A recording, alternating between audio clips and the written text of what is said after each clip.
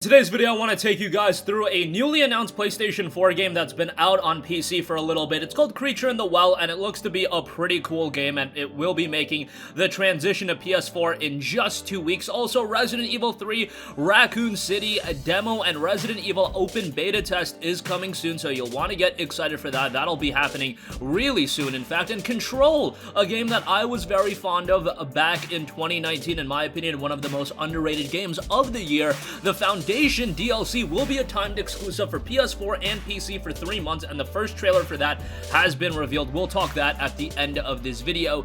But first up, Creature in the Well. Publisher MWM Interactive and developer Flight School Studio will release Creature in the Well for PlayStation 4 on March 31st for $14.99. MWM Interactive also announced I Am 8-Bit will release physical editions of Creature in the Well for PlayStation 4 and Nintendo Switch, which will include limited edition art cards and special box arts. We don't have price points on the physical edition, but that is really cool because I really like the aesthetic style of this game. The top-down pinball-inspired hack-and-slash dungeon crawler, yeah, that probably takes you for a little bit of a trip. A top-down pinball-inspired hack-and-slash dungeon crawler. Give it some points for creativity, if nothing else. It first launched for Xbox One, Switch, and PC in September of 2019, but now it comes to PlayStation 4. The game notes unlock the power of an ancient facility and face the ominous all-seeing creature in this unique pinball-inspired hack-and-slash as the last remaining Bot-C unit venture deep into a desert mountain to restore power to an ancient facility haunted by a desperate creature, uncover and upgrade powerful gear in order to free the city of Mirage from a deadly sandstorm. Pinball with swords, charge up enemy orbs,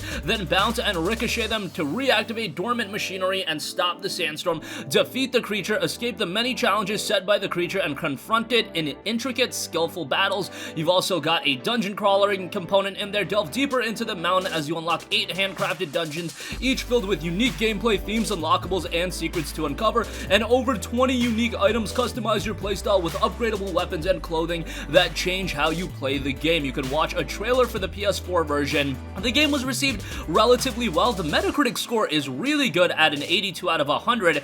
The Steam reception, 137 reviews, 74% positive, which is still pretty good. However, some people, I guess, weren't all over the idea and the execution of the gameplay style. However, it's an interesting enough game that I feel like most people, when they take a look at it, they're at least going to be enthralled by it and captivated by it. Maybe not necessarily willing to pay $15 right away on day one, but I can easily see this being a PlayStation Plus title in the future, getting added to PlayStation Now, whatever the case may be. It was, I believe, an Xbox Game Pass, so that door is already open for something like that to happen. Destructoid gave the game an 8 out of 10, saying Flight School Studio has created an exceptional world to explore in Creature in the Well. Its prodigious art direction is enticing, wooing players into a unique puzzle game that very much feels like a history lesson on the medium itself. Twinfinite gave it a 4 out of 5, saying it's tough at times, there's no denying that, but figuring out how to use each sector's layout to your advantage will soon make you appreciate the subtly implemented progression system and impeccably designed rooms, adding to the pinball hack-and-slash gameplay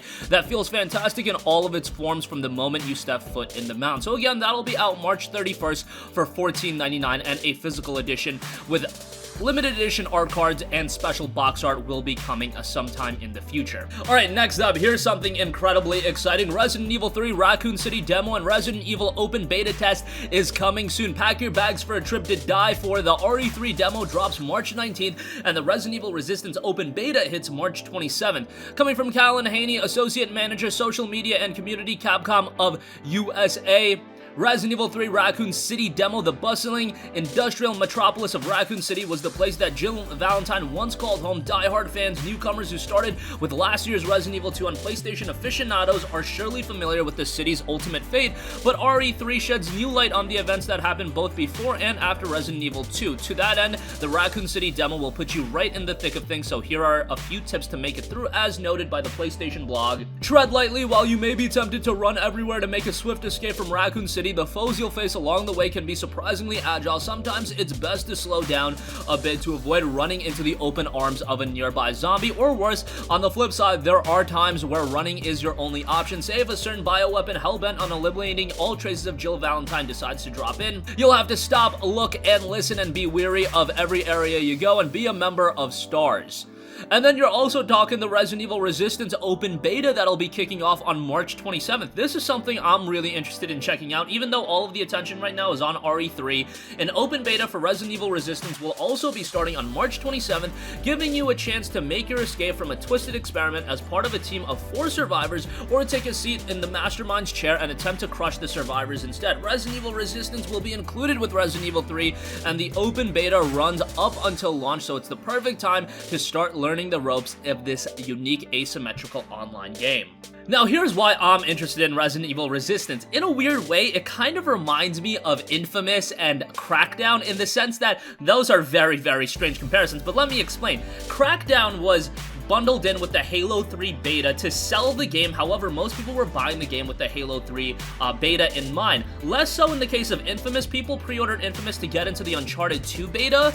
I would say Infamous a lot more of a compelling game where people just bought that game anyway. However, you get the idea. In the case of Resident Evil 3, the Resident Evil Resistance is kind of flying under the radar, and people are buying Resident Evil 3 for Resident Evil 3, and then Resistance just kind of comes alongside it. And I think this is a great idea because I really do believe, let's say if Resident Evil Resistance was released as a $19.99 or $29.99 standalone game, I just don't know how many people would have actually checked it out. Even if it was really good, I think that its audience would have been limited. Now you're opening the floodgates for everyone to try out the game because everybody is excited for Resident Evil 3. That game is going to sell very, very well given the success of Resident Evil 2, and inherently Resident Evil Resistance is just going to have a lot of players coming on board because Resident Evil 3, people are going to play through it, they're going to really enjoy it, but then what is going to be the long-lasting experience? As long as it's a quality experience, that would be Resident Evil Resistance, and you're already getting this Resistance experience kickstarted with a huge player base in mind because you're siphoning through all of the people that are also buying Resident Evil 3. It's just a great move. I know that Capcom may have been able to generate some additional revenue by releasing them separately,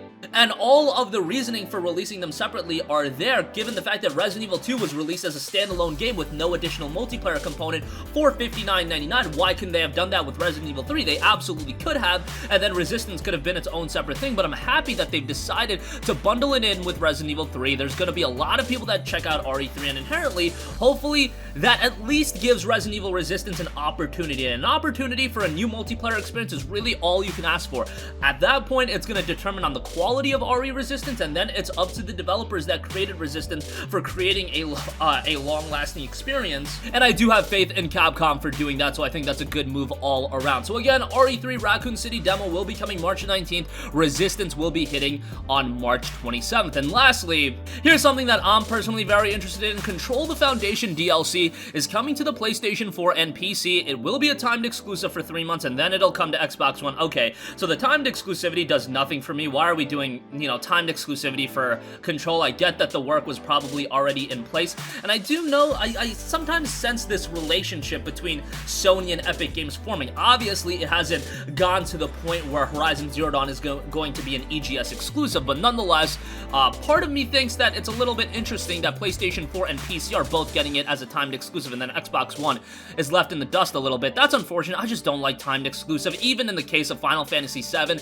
Just let everybody play the game. I guarantee you Sony did offer up Square Enix a lot of money, and they took that money thinking, hey, we're just going to release the game on all platforms in a year, and PlayStation guys are going to be able to enjoy the game, and it's still probably going to sell really, really well. Nonetheless, back to Control. Remedy Games released the expansion trailer, and with it came some interesting news about its availability on PS4, PC, and Xbox One. Based on the original press release from last September, we already knew the expansion would be timed exclusive for PS4, but the trailer now mentions that the Foundation DLC will be exclusive to Sony's platform and the Epic Game Store for a period of 3 months. IGN got the trailer, and it reveals that the expansion will release on PS4 and PC on March 26th, while Xbox One players will have to wait until June 25th to play the expansion. So not very lengthy of a timed exclusivity. It's not the year that Final Fantasy VII is getting, but nonetheless. IGN also has some additional details about the Foundation directly from the game director Mikael Karlsson.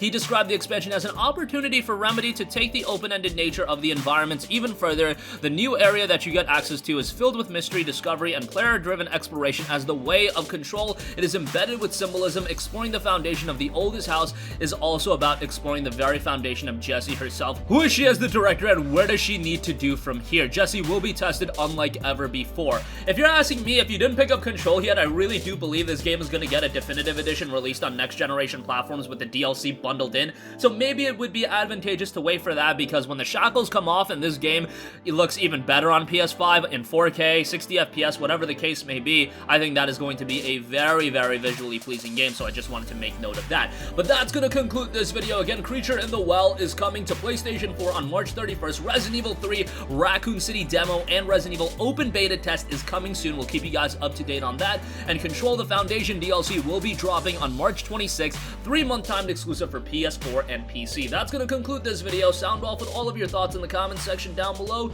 Thank you for watching, and goodbye. Hey guys, we hope you enjoyed the video, and if you did, make sure to hit the subscribe button, and if you're already subscribed, do us a favor and hit the bell icon. This way you'll be notified whenever we post a new video. That's the best way to keep up with all of our uploads, and we usually try to upload 2 videos a day. And with the bell icon hit, you'll be notified whenever we do upload a video. As always, thanks for watching.